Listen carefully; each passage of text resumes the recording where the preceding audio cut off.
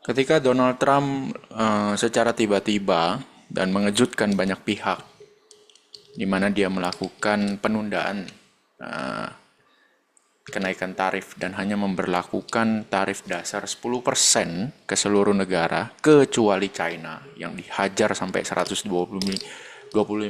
bahkan tadi malam ditekankan lagi bahwa jangan lupa dengan tarif yang 20% karena fentanyl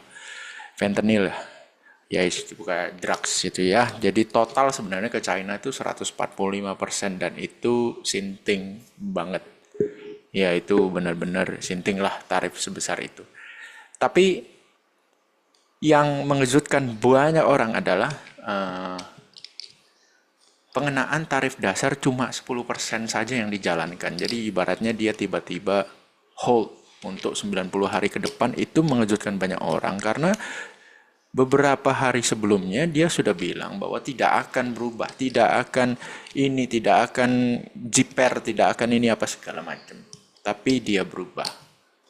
Dan yang sekarang lagi kasus parah itu adalah statement dia di tanggal 10 April di mana jam setengah 10 waktu setempat dia bukan nge-tweet ya, tapi di sosial media punya dia sendiri itu dia bilang ini adalah waktu yang tepat untuk beli saham.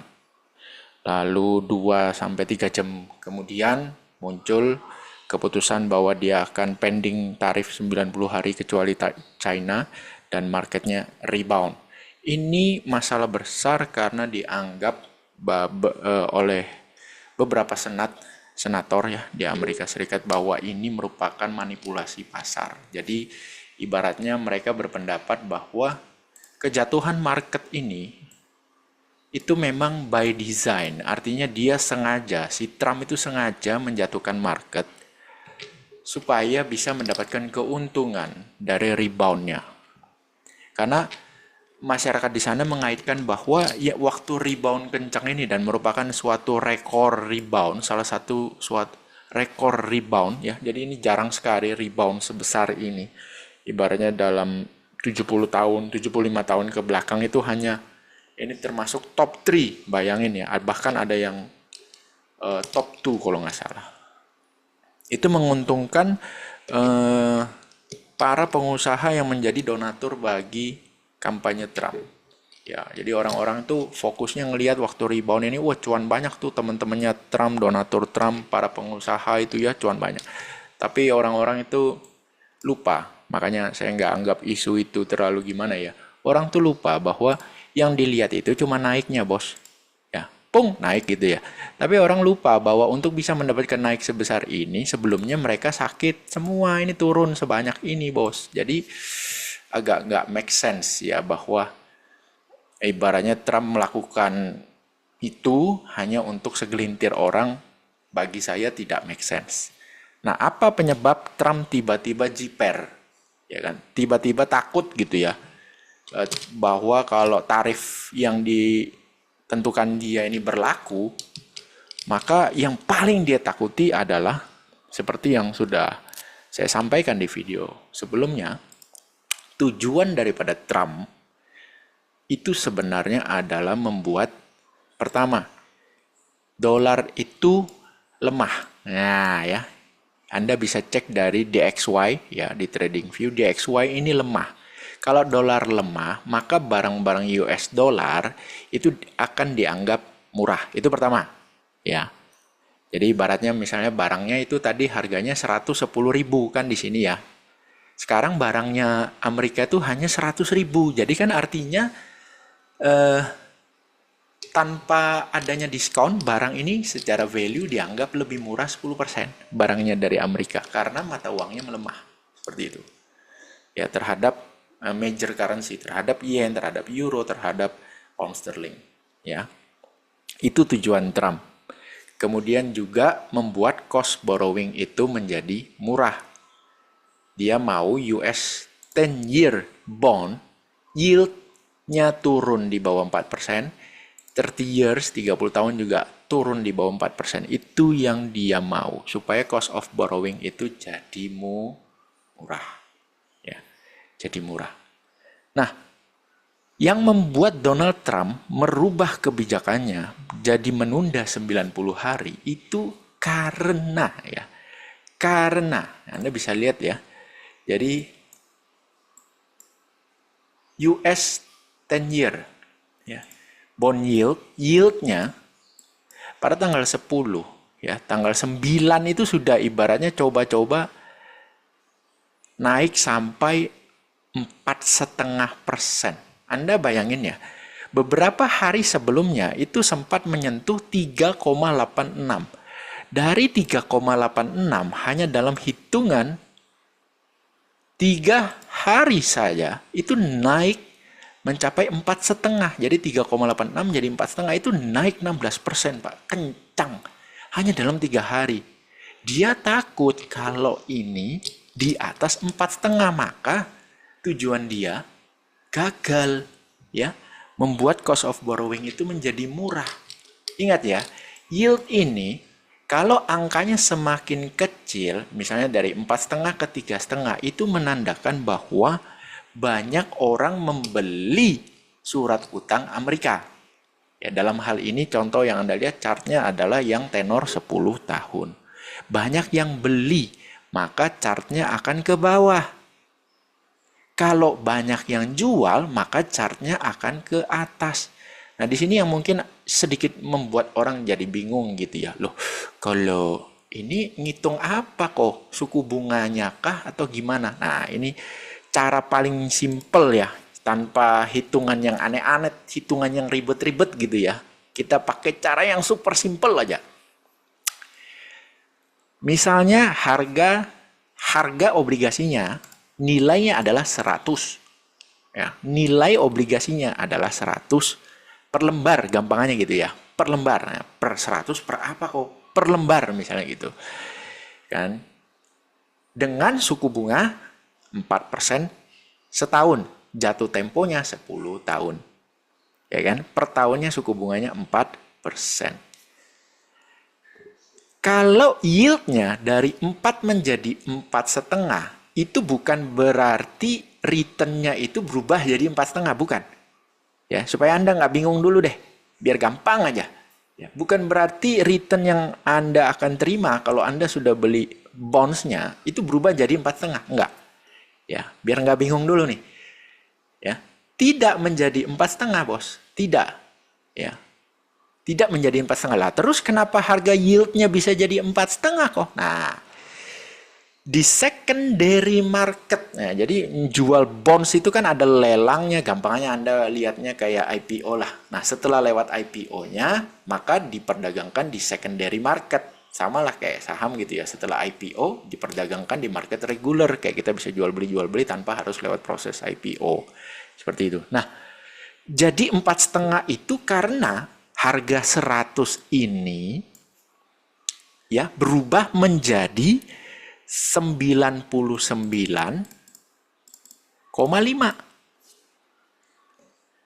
Jadi temenmu yang tadinya belum beli pada saat pelelangan, dia baru mau beli pada saat di secondary market, maka dia tidak perlu membayar satu lembarnya dengan harga 100. Dia cukup bayar dengan harga 99,5. Itu kan sama dengan dia punya uang nih 100 untuk membeli barang yang nilainya tadinya 100. Sekarang cuma jadi 99,5. Berarti kan dia ada setengah.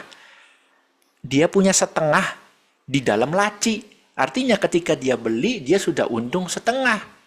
Ya kan, uangnya bisa taruh di dalam laci dan nanti di akhir tahun dia akan tetap terima bunga per tahunnya 4%. Makanya yieldnya di market ini, Anda bisa lihat yieldnya menjadi 4,5. Gampangannya begitu dulu. Ya, daripada saya menjelaskannya dengan definisi yang sebenarnya, mabok Anda. Ya, gitu aja dulu.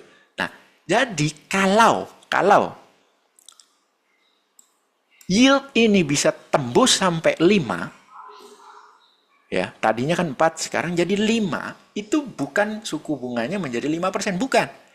Itu karena harga 100 tadi berubah menjadi 99. Ya. Kan hilang satu di sini di harga bondsnya, sehingga menyebabkan yieldnya yang tadinya 4 ditambah satu jadi 5 yieldnya. Nah, ini kenapa bisa jadi 99? Harusnya kan nilainya 100. Itu karena yang tadinya sudah pegang bonds ini, obligasi ini, itu berebutan jual obligasinya di secondary market. Apa yang membuat mereka jual obligasi ini gitu kan? Apa yang membuat mereka jual obligasi ini? Ya kekhawatiran akan masa depan ekonomi Amerika. Itu aja. Mereka khawatir terhadap masa depan ekonomi di Amerika. Makanya mereka jual. Kalau tekanan jual lebih besar daripada keinginan orang beli, maka harga akan turun. Itu sudah hukum pasar. Ya. Donald Trump itu maunya yield ini kalau bisa di bawah 4%, kalau bisa 3%. Jadi kalau 3%, sedangkan return fixnya adalah 4, tapi yieldnya bisa jadi 3, berarti harga obligasinya itu berubah yang tadinya 100, berubah menjadi 101. Nah, harga obligasinya berubah menjadi 101. Lah, kok bisa berubah jadi 101 kok? Ya karena banyak yang beli obligasinya. Lebih banyak orang pingin beli di secondary market itu, orang pingin beli. Kenapa? Orang pingin beli karena percaya akan ekonomi Amerika. Di masa yang akan datang, orang percaya gitu loh. Ya. Jadi ini yang diinginkan oleh Trump. Yieldnya harus turun. Ya, yield harus turun. Yang terjadi sebaliknya. Dari 3,85 jebrut sentuh 4,5 hanya dalam hitungan 3 hari ke depan. Ini mengerikan, Pak. Ya, kenaikan 16% hanya dalam 3 hari. Coba kita lihat dari sini ke sini. Loh, ini 16% juga. Ya, tapi ditempuh dalam waktu berapa bar ini sampai sini. Nah, 16%. 24 bar. Ini cuma 3 bar, 3 hari, bos. Ini 24. Naiknya sama. Secara persen, terus 16. Tapi ini 3 hari. Paniklah dia. Asem nih. Ibaratnya planning saya nggak jalan nih. Ini kalau yieldnya makin naik ke atas, maka cost of borrowing jadi mahal. Orang tidak percaya dengan US bonds. Wah, kacau ini. Kan gitu. Jadi ya, mau nggak mau dah. Dia harus meredakan situasi ini. Dengan cara apa? Itu tadi. Meredakan ketegangan. Walaupun saya yakin kok. Ibaratnya suatu saat nanti dia akan hanya menerapkan tarif 10%-nya aja. Cuma kan dengan mengancamnya ini berlaku nih ya. Kamu contoh ke Indonesia kena 32% misalnya gitu kan. Mau nggak mau kan Indonesia harus nego. Ya kan gitu ya. Tapi karena masalah yield bonds ini mau tidak mau ya sudah dia keluarin kartu asnya cepat-cepat ya udah supaya nggak terlalu tegang, supaya bonds yieldnya tidak naik terus gitu kan. Dia kaget, dia jiper, kecuali Cina ya kan tarifnya tetap jalan ya. Itu memang berarti kan sudah jelas ya, seperti di video sebelumnya saya bilang targetnya adalah China itu. Jadi ini alasan sebenarnya kalau menurut saya kenapa Trump tiba-tiba mengambil langkah menunda 90 hari. Itu dulu. Jadi bukan karena ingin membuat teman-temannya cuan gede gitu ya. Enggak, kalau menurut saya enggak. Ya, lebih condong ke arah ini. Dia tidak mau cost of borrowing itu jadi mahal. Itu dulu. Ya. Nah, ditunda 90 hari. Menguntungkan dong, ya kan? Harusnya optimis dong. Menurut siapa? Nah, sekali lagi. Kalau Anda lihat, oh kan marketnya rebound kok. Regional juga rebound, Asia rebound, Eropa rebound gitu kan. Bukankah itu positif? Sekali lagi saya bilang, bursa saham dengan ekonomi real itu berbeda. Bursa saham itu ngelihatnya 6 bulan ke depan. Dan juga di sana sangat-sangat kental yang namanya euforia, optimisme, pesimisme itu sangat berpengaruh dalam membuat harga itu bergerak. Sedangkan ekonomi real itu bagaikan kapal tanker yang tidak bisa bergerak selincah harga-harga saham ataupun harga-harga komoditas. Gak bisa. Ambil contoh, kalian mau buka kafe deh. Apakah bisa kalian misalnya buka kafe ini ada uang kok 500 juta. Aku pingin buka kafe. Kalau bisa saya bayar sekarang ya, saya sewa ruko, terus furniturnya, desain interiornya, pokoknya semua kitchen apa semua itu selesai hanya dalam waktu 2 hari kok. Jadi besok lusa udah bisa buka nih kafenya. Apa bisa begitu? Ya kan nggak bisa, bos. Ya kan? Nggak bisa, bos. Butuh proses, ya. Paling nggak kan ibaratnya. Nih, saya ada 2 miliar. Saya mau buka Indomaret. Saya bayar sekarang, besok buka ya. Gundulmu. Mana bisa begitu? Kecuali Anda beli yang sudah existing, ya. Tapi kalau mau beli baru, mana bisa begitu? Ya kan? Belum proses notarisnya, belum proses renovasinya. Mana bisa? Atau misalnya pemerintah mau memberikan insentif untuk sektor otomotif. Ya kan? Pemerintah mau beli insentif, tapi apa nih dasarnya? Situasi ekonominya gimana nih? Sedangkan situasi ekonomi sekarang itu berubah-berubah bukan karena apa yang terjadi di market, bukan karena pergerakan harga komoditas, bukan karena pergerakan ibaratnya bintang bulan di langit, bukan.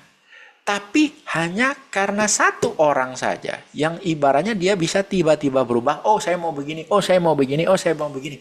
Lah pusing tau pemerintah mau memberikan kebijakan ekonomi itu kan ya pusing. Ya. Jadi menunda 90 hari itu dari kacamata siapa kalau dilihat positif? Coba pikirkan dulu. Kalau dari kacamata trader, you and me, ya positif, harganya rebound. Kan gitu ya. Tapi dari kacamata pemerintah, kepala lu pitak. Saya mau menstimulus ekonomi di dalam negeri saya sendiri, itu kayak apa nih? Ya kan? Saya mau ngambil kebijakan A, nanti malam si Trump gendeng ngambil kebijakan B. Lah pusing toh. Ya kan? Pusing. Ambil contoh begini misalnya. Saya mau kasih insentif kepada sektor otomotif misalnya. Ya kan? TKDN-nya saya naikin jadi 70%. Misalnya ya. Naikin jadi 70%. Ya kan? Tapi saya kasih insentif pajak saya kurangin. Misalnya gitu. Terus tiba-tiba si Sontoloyo Trump bilang, tarifmu bisa jadi cuma 10%. Ya. Tapi ya itu, tolong TKDN otomotif kalau bisa 0. Lah kan kurang ajar tuh ya. Barusan saya ngeluarin kebijakan ini, terus malamnya lu telepon, lu ngomong begini, kan konyol gitu kan. Anda pikir minggu depan itu utusan kita ke Amerika itu baru mau mulai negosiasinya? Enggak, negosiasi itu sudah dimulai sekarang. Kalian bisa lihat dari statement Pak Prabowo, ada 2 statement terkait ekonomi. Yang pertama, soal kuota import, kalau bisa dihapuskan aja, gitu kan. Yang kedua, perihal TKDN.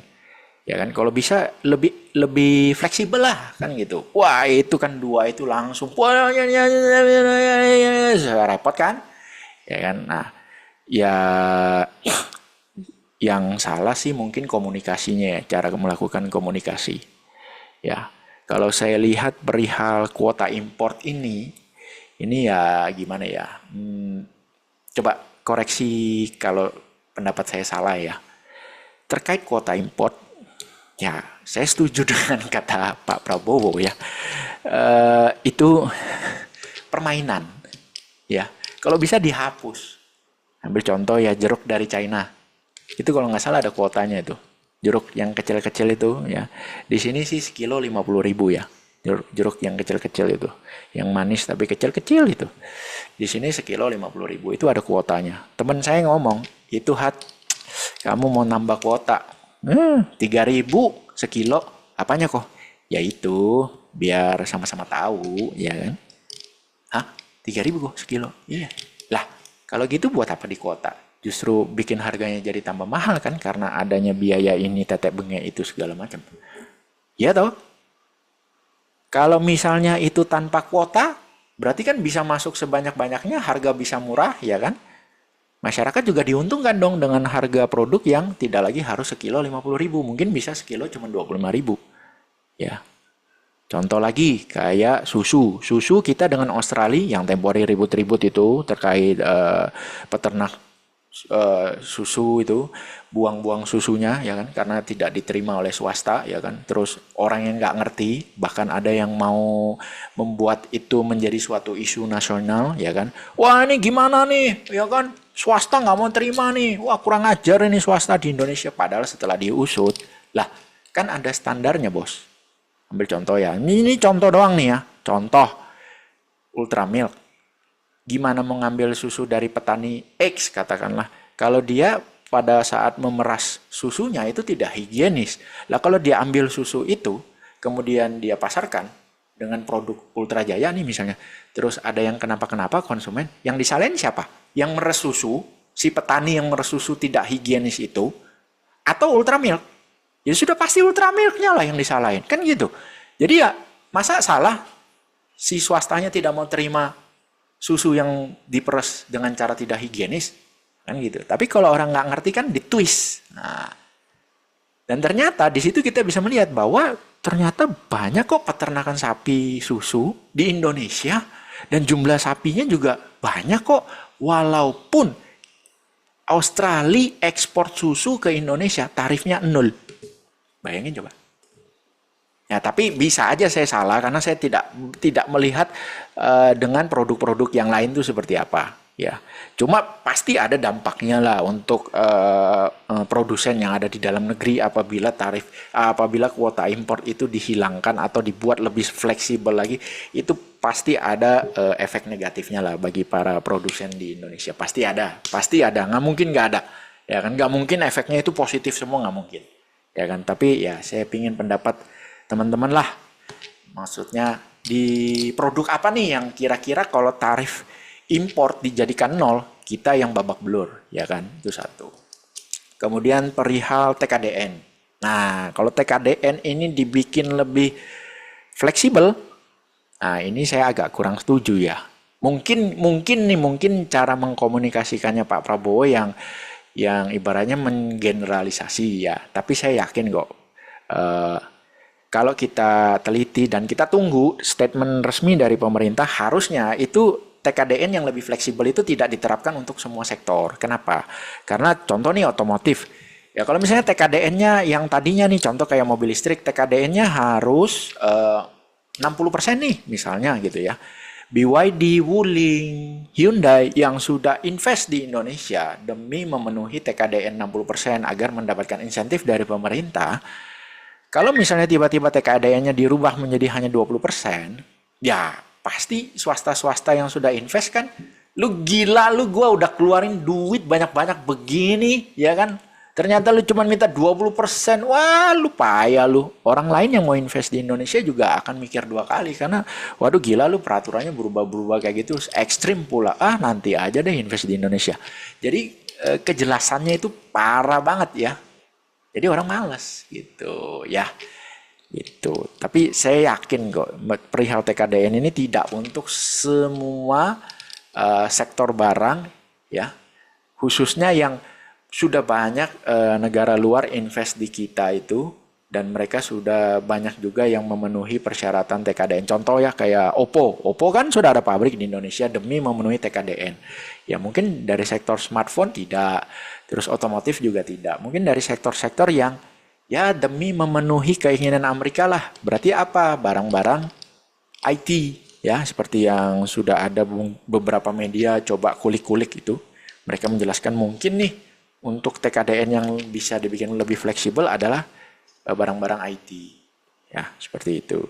Tapi kita belum jelas nih maunya pemerintah sana apa. Cuma dari Amerika sudah kasih kode buat kita. Jadi minggu depan itu pemerintah berkunjung ke Washington untuk bertemu dengan perwakilan dari Donald Trump. Itu bukan lagi nego-nego, enggak, itu sudah fix gitu ya. Apa yang mau you tawarin, Indo lu jadi gimana nih, kita maunya kan kita udah nyampein tuh terkait kuota import, terkait TKDN, nah itu udah disampaikan. Jadi itu minggu depan tuh cuman formalitas doang, diterima atau enggak, ya, diterima atau ditolak sama pemerintah Amerika. Atau mungkin ya kalau bisa negosiasi lagi lah, ya kan, di mana nih supaya kita bisa sama-sama punya titik temu kan gitu. Nah, intinya ditunda 90 hari itu bukanlah sesuatu hal yang positif bagi para pengusaha. Karena ibaratnya misalnya Anda perusahaan pengusaha mebel, ya kan? Oh, ditunda nih. Oke. Lah bikin mebel itu kan bukan hari ini bikin terus minggu depan udah jadi dan bisa dikirim. Kan butuh proses pengeringan apa segala macam, finishing biar halus, kan standarnya tinggi. Lah, otomatis dengan ditundanya 90 hari ke depan, you pasti bingung dong. Aduh, ini gimana ditunda 90 hari ke depan? Kalau tarif yang berlaku sekarang 10% sih masih oke lah ya. Kalau 10% masih oke. Masih bisa lah kita jualan barang ke US, masih bisa. Tapi sampai kapan? Apakah nantinya Amerika cuma akan kenain 10% saja kah? Atau menjadi 32 atau 34%? Kalau 30% ke atas mati, barang kita nggak bisa masuk.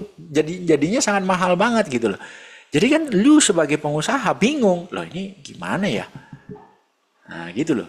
Sekarang kita mau coba bagaimana ya supaya nanti kita bisa mengakali tarif ini, mau coba ke hubungan dagang ke siapa, itu serba bingung karena 90 hari Pak, lama. Ya itu baru dari satu sisi ya, dari sisi pengusaha. Tadi dari sisi pemerintah juga bingung mau kasih insentif untuk para pengusaha itu seperti apa supaya ekonomi bisa bertumbuh. Jadi semua serba bingung. Terus negara antar negara juga sama-sama bingung. Ambil contoh nih ya, contoh. India kan juga kena tarif tuh. 30-an% ya kalau nggak salah. Lah terus India ini penduduknya kan banyak. Ekspor ke Amerika juga besar. Sekarang ditunda 90 hari. Lah dia mau ngobrol nih. Mau ngobrol sama misalnya ambil contoh. Ini contoh aja ya. Contoh aja. Mau ngobrol sama katakanlah Kamboja. Gimana kalau nanti gua transshipping? Ya. Untuk Anda yang belum tahu transshipping itu sudah dilakukan oleh China. Jadi diproduksi di China, tapi kapalnya kan China sudah ditarifin sama Trump di periode pertama ya, Trump periode pertama. Jadi dibikinnya di China, kapalnya jalan, singgah dulu di Vietnam. Ya, atau lewat darat deh. Ya, China Vietnam kan satu daratan. Dikirim lewat darat dulu ke Vietnam, dari Vietnam baru naik kapal menuju ke Amerika. Pada saat itu kan Vietnam belum kena tarif. Nah, barulah dilabelin made in Vietnam, padahal bikinnya di China. Itu namanya transshipment. Ya, made in Vietnam itu cuman dilabeli karena dia keluarnya dari pelabuhan Vietnam, tapi yang bikin China. Nah, ini negara-negara ini berusaha untuk melakukan transshipment kan juga susah. Lu mau pindahin ke gua nih, India, ke Kamboja, lah gua aja belum deal sama si US. Aduh, sama-sama garuk kepala. Jadi ibaratnya kayak nge-freeze semua satu persatu, setiap negara ini nge-freeze gitu loh, bingung. Ya.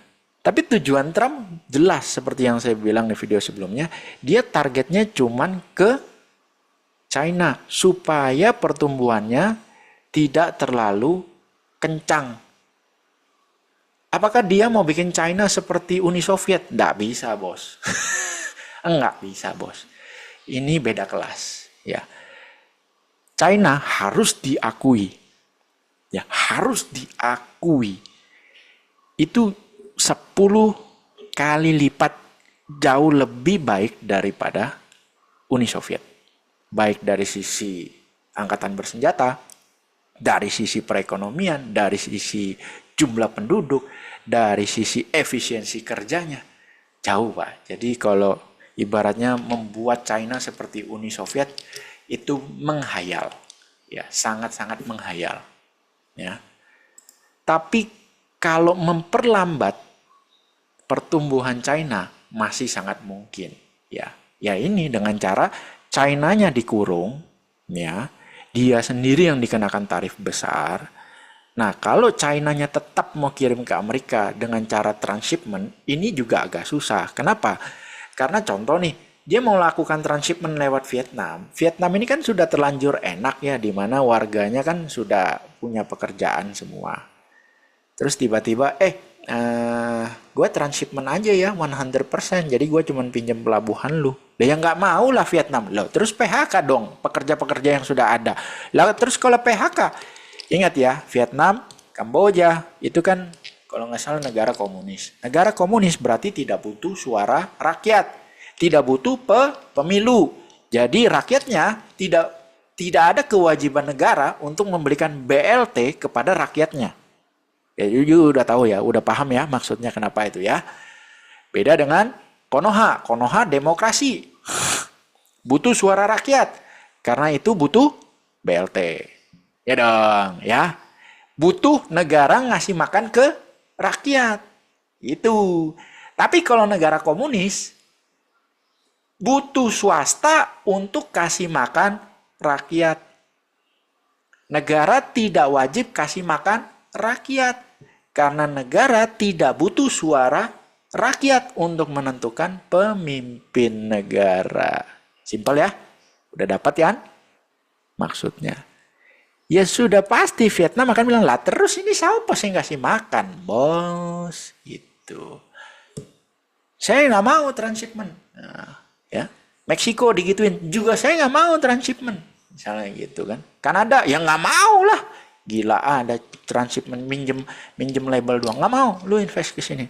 Otomatis kalau seperti itu, berarti kan lama-kelamaan China ini sudah tidak bisa memberlakukan lagi seperti yang dia paksakan ke Konoha. Di mana kalau kamu mau uangku, berarti kamu harus pakai barangku dan pakai tenaga kerjaku. Kan gitu ya? Ya seperti yang you tahu lah di tambang-tambang nikel di Sulawesi itu kan. Pakai barangku, pakai orangku. Gitu. Lah kalau Vietnam digituin, pakai barangku, pakai orangku lah. Katanya Vietnam, lah terus rakyatku sopo sing kasih makan. Enak aja. Ya lu kalau mau invest di sini ya uangmu ke sini, alatmu ke sini boleh, orangnya pakai orang saya tetap. Enak aja. India digituin mau, pale lu pitak, ya kan? Gak mau 1,4 miliar banyaknya begitu. Nah, otomatis kan Cina pusing. Swastanya mau tetap cuan, tapi tenaga kerja nggak bisa diekspor keluar lagi, transshipment negara-negara lain juga pada nggak mau, otomatis apa? Ya, swasta tetap harus invest supaya barang bisa keluar ke negara tersebut, minimal alat, mesin, apa segala macam, swasta bisa dapat untung, mesin bisa keluar, ya kan? Tapi yang masalah adalah pekerjanya yang nggak bisa ditransfer ke sono. Jadi apa yang terjadi? Pertumbuhan China sudah pasti akan melambat. Pasti melambat. Sama seperti ketika terjadi krisis Evergrande properti. Pertumbuhannya melambat kan? Tapi you lihat, neraca perdagangannya tetap luar biasa toh kalau neraca perdagangannya. Karena krisis properti itu terjadi di internal, di dalam negeri. Sedangkan kalau bicara ekspor, tidak ada masalah China. Gitu. Nah, nanti kalau ibaratnya semua negara tidak mau dijadikan cuma transshipment, you kalau mau invest ke sini, duit lu ke sini, mesin lu ke sini, orang jangan, lah lama-lama kan pusing China-nya. Oh memang betul. Kan ibaratnya ada juga yang bilang, tenang aja, Cina kalau perang sama Amerika, perang dagang nih, oh Cina mah nggak harap ekspor, penduduknya kan banyak, ya kan? Betul, penduduknya kan banyak. Betul. Konsumsi dalam negeri, betul. Lah terus, kalau masyarakatnya daya belinya turun karena banyak PHK, ya, karena banyak PHK, karena tenaganya sudah lagi tidak bisa diekspor keluar, lah terus sopo sing beli barangnya sendiri? Itu loh, coba dipikir baik-baik. Untuk menghancurkan China memang susah. Jadi tujuannya Trump adalah memperlambat ekonominya China supaya tidak terlalu kencang, bos. Itu aja. Nah sekarang kalau misalnya ambil contoh ya India nih. Ini yang kartu truf sebenarnya. Karena manufaktur bisa dipindah ke India. Ya, manufaktur bisa dipindah ke India. Jumlah orangnya juga banyak. Ya kan? Dan India ini jago dagang. Kenapa saya bilang jago dagang? Simple bos. Jago nego, jago dagang. Simple. Buktinya apa Amerika takut? Perang Ukraina-Rusia. Rusia jual minyak kemana? Ke India. India beli minyaknya Rusia kan? Amerika marah nggak? Biasa aja. Biasa aja. Biasa aja. Kita mau beli minyaknya Rusia, takut. Nanti kalau Amerika marah gimana, ini, itu, ini. Kan gitu ya. India beli aja. Takut nggak? Nggak, biasa aja, bos. Jadi kemungkinan besar India cuma akan tetap kena 10% doang. Negosiasinya lancar dengan Trump, ya kan, dengan Amerika. Manufaktur pindah ke India. Terus Anda bilang, oh tapi kan tenaga kerjanya SDM-nya kan tidak sebanding dengan orang-orang China. Alah, orang China kan dulu juga seperti apa SDM-nya. Semua itu bisa karena biasa, bos. Itu aja intinya. Ya, memang butuh waktu, ya kan, tidak bisa langsung instan dalam 1-2 minggu. Tapi kan kalau dalam waktu 3 bulan bisa dong. Ya kan, dilatih. Bisa karena biasa, ya. Bisa karena biasa. Kalau ibaratnya labor cost semurah itu dan Anda berharap hari ini invest labornya langsung pinter, ya coba dibalik deh. Kalau gitu ngapain mereka jadi buruh? Mereka kan pinter. Ngapain mereka jadi buruh kalau mereka pinter? Nah, kan gitu. Enggak, semua buruh itu di mana-mana sama. Mesti dilatih. Gitu loh, bos. India akan menjadi the new economic. Karena mengambil kue daripada China. Nah, kalau seandainya tumbuh China yang lain, jadi artinya Vietnam akan juga membesar gitu kan. India membesar, Kamboja membesar ekonominya, China slow down. Itu kira-kira Donald Trump mau nggak? Mau. Kenapa? Karena tidak ada yang mendominasi dan menantang langsung head to head, nggak ada. Itu yang diinginkan Amerika. Supaya tidak ada yang head to head langsung. Gitu. Kalau pecah-pecah, no problem. Jadi kalau bisa kue 1.000 ini, kue harga 1.000 tidak dimakan oleh satu orang aja, yaitu China.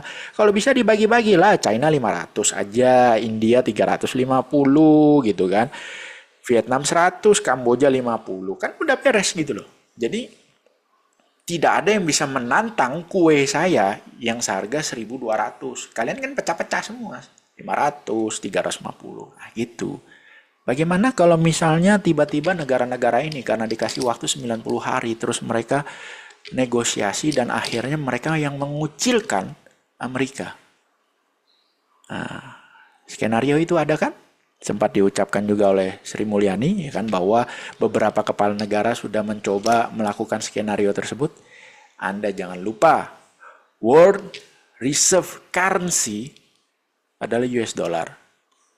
World Reserve Currency adalah US dollar, dan Trump sudah bilang kalau kalian melakukan perdagangan bilateral tanpa menggunakan US dollar sama sekali, saya akan tarif barang kalian 100%. Titik. Gitu. Nah, kalian pelajari juga apa itu world currency ya. Kalian pelajari maka kalian akan mengerti kenapa tidak bisa mengucilkan Amerika itu. Jadi jelas ya, tujuannya bukan membuat China seperti Uni Soviet, tidak. Hanya ibaratnya ngomong begini loh, bro. Ojo kekencengan, bro. Ya kan? Nanti kalau kamu kekencangan, kamu lupa diri, ya kan? Ya boleh lah jadi negara kaya, tapi jangan cepat-cepat. Santai wae, dibagi-bagilah kuenya ke India ke Vietnam ke.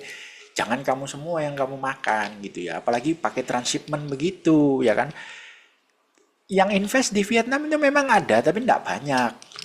Jauh lebih banyak yang menggunakan transshipment Vietnam. Jadi artinya cuma pinjem pelabuhan sama supaya ditok made in Vietnam. Jadi dibagi-bagilah kuenya, bro. Jangan dimakan sendiri ya. Itu maunya Amerika atau maunya Trump. 90 hari kita akan mengalami turbulensi yang bisa jadi sama parahnya dengan yang sebelumnya. Jadi jangan senang dulu ya. Justru 90 hari penundaan ini merupakan suatu hal yang nggak enak bagi ekonomi real. Karena penuh dengan ketidakpastian. Ya kan? Apakah setelah 90 hari kira-kira Uni Eropa bisa cuma dicas 10% nggak? Loh kan? Bayangin coba, Uni Eropa. Kan dicas 20% sekarang. Ibaratnya maksimalnya. Tapi sekarang kan cuma 10. Nah, pertanyaannya 90 hari ke depan ini negosiasinya gimana? Apakah akan tetap 10 saja, di mana sama-sama deal, atau ibaratnya Amerika, oh nggak bisa, ya sudah 20%. Lah kan mabok. Selama 90 hari, perusahaan Eropa pusing nih. Ya kan, mesti gimana? Gitu. Jadi jangan dilihat penundaan 90 hari ini, wah enak ya, kita bisa bullish lagi. Dari mana ceritanya kita bisa bullish? Justru ini pada pusing semua, pelaku ekonomi real pada pusing semua. Ya, tapi ingat, market bukan ekonomi real. Ekonomi real bukan market. Jadi itu dua barang yang berbeda, ya kan? Market itu adalah tempat judi online. Salah, maksudnya tempat main judi. Ya, saya cuma mengutip kata-kata Pak Prabowo ya. Jadi kalau orang kecil main saham itu kayak main judi. Betul, saya setuju. Ya kan? Karena kebanyakan tanpa investasi leher ke atas. Ya, jadi harusnya investasi leher ke atas supaya market volatile begini, ya kan? Kalian itu tidak terombang-ambing nggak jelas, ya kan? Seperti trading sistem tapak naga saya, itu market seperti ini, santai wae bro, ya. Dimana ya sampai dengan hari ini trading sistem tapak naga itu hanya secara year to date hanya minus 0,22%. Sedangkan market sampai dengan tanggal 10, ya di tanggal 10, di tanggal 8 April itu sudah turun 15%. Ya. Jadi investasi leher ke atas supaya di saat market volatile begini itu ya kita bisa smart, kita bisa loss-nya itu kecil. Ya. Investasi leher ke atas, bukan pingin cepat kaya. Sampai jumpa di video berikutnya.